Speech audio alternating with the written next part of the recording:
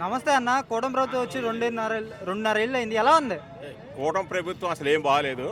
చెప్పాయని sharing నిధులు దూరే గుడుసులు అన్నీ మీకు ఉద్యోగాలు ఇస్తామో, పెన్షన్లు ఇస్తామో, ఆ మహిళలకి ఏమో 1500, ప్రతి మహిళకి 1500 ఇస్తామన్నారు. నిరుద్యోగ పెన్షన్ 300 ఇస్తామన్నారు. 300 కాదుగా 3 రూపాయలు 3000 ఇస్తామన్నారు. కనీసం 3 రూపాయలు కూడా లేవు. ఇతంతువులు ఎంతో మంది భర్తలు చచ్చిపోయిన ఆడవాళ్ళు, కన్ను పిల్లలు ఉన్నారు 20-25 సంవత్సరాలు. కానీ వాళ్ళ కనీసం పెన్షన్ ఇచ్చే దారి కూడా లేదు. 2 ఏళ్ళు అయిందంటే కనీసం ఒక ఆడదానికి కానీ మగోడికి కానీ పెన్షన్ లేదు. ఈ గవర్నమెంట్ పవన్ కళ్యాణ్ ఏం చేస్తున్నా అంటే నిద్రపోతున్నాడు.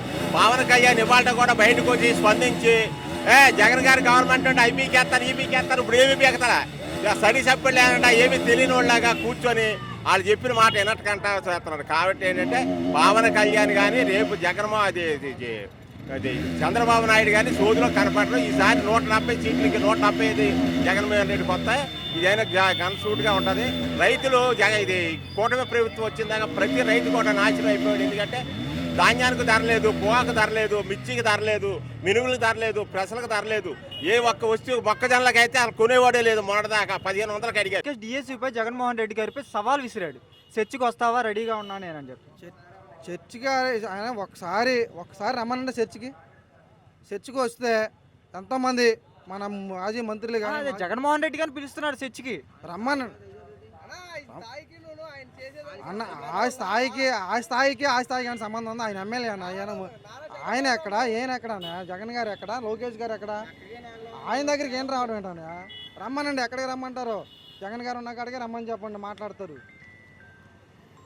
అన్నీ చేసామని చెప్పి అంటున్నారు కానీ ఏం చేస్తారన్న? ఏం చేశారు చెప్పండి. ఒకటి చూపించమని చెప్పండి. చేసింది తల్లికి వందనం ఒకటే కనబడుతుంది. కుట్టు మిషన్ డబ్బులు తీసాడు. వైఎస్ఆర్ చేయూత తీసేశాడు. 45 సంవత్సరాల డబ్బులు తీసాడు. ఈబీసీ నేస్తం తీసాడు. కాపు నేస్తం తీసాడు. ఈ పథకాలన్నీ ఏమైపోయినాయి అన్న రాష్ట్రంలో? ఈ పథకాలన్నీ ఏమైపోయి ఒక తల్లికి వందనం కౌలు రైతుల డబ్బులు అన్న. రైతులకు కౌలు రైతుల డబ్బులు ఒక్కళ్ళు వేస్తారని ఒక్కళ్ళ నోటు నుంచి చెప్పించమని చెప్పండి.